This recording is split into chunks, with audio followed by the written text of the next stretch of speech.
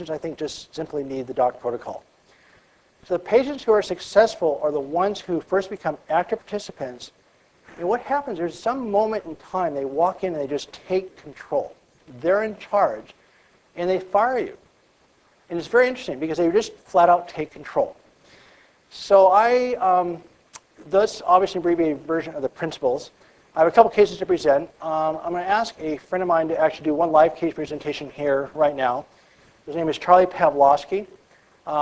He is a gentleman who I ran across about a year and a half ago who presented to me with chronic neck and shoulder pain and some low back pain. He'd had a prior microdiscectomy. And he's here today. He's also the videographer who put together the DOCC video outside. And I'd like Charlie basically to take it from here for a couple seconds.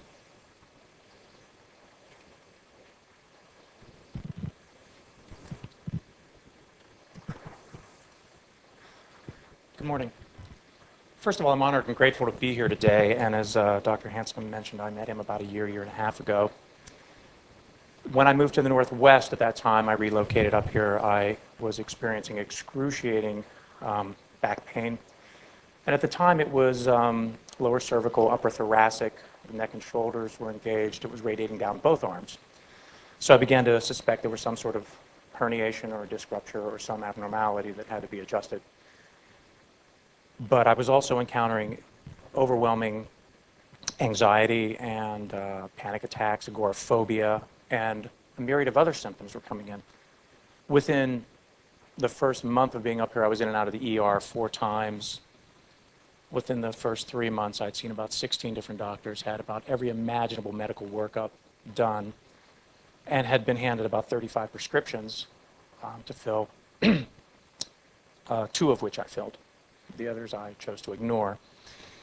At that point, the pain seemed to focus on my back and was disrupting sleep. I was getting very little sleep, maybe 2 hours, 3 hours a night. And my central nervous system was shot. It was frayed. At this point, I began to focus on my back. I said I should probably see a surgeon because if there's something going on, then at least they'll know and they can fix it, because every doctor I'd seen up to that point had wonderful theories, wonderful ideas, none of which resonated with me, none of which felt right in my gut. And at that point, I started looking for a surgeon. I found Dr. Hanscom and had an MRI. But the first thing that set him apart was that he gave me an extensive pre-visit questionnaire to fill out. I thought I was applying for a job with the Secret Service. And I was awaiting the background investigators to come to my home and look into my garbage, but that never happened. But I was somehow encouraged by this. And when he came in the room after looking at the MRI and we went through the questionnaire, he didn't approach me as a doctor. Moreover, he did not approach me as a surgeon.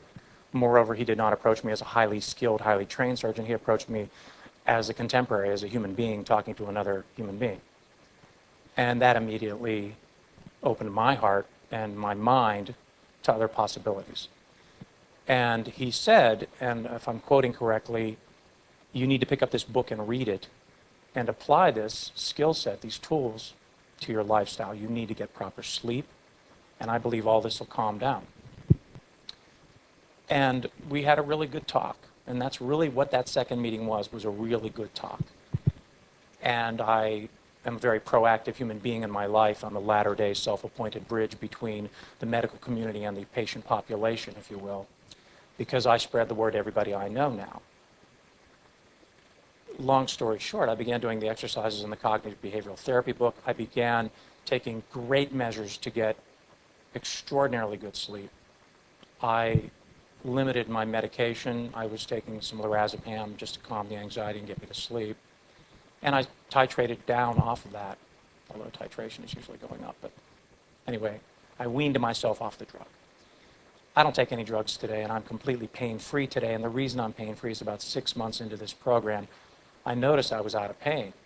But about 2 months into it, my central nervous system calmed enough to where I began getting extraordinary sleep. And of course, I did research on cortisol storage while we sleep and what cortisol does in our systems every day. And I did so much research. I've read so many books, but I was ready for the advanced user features, if you will, of reprogramming my software. And I'm not a surgical candidate. And I know what it's like to be one, because I did have an L5, S1 microdiscotomy in '92, and with great success.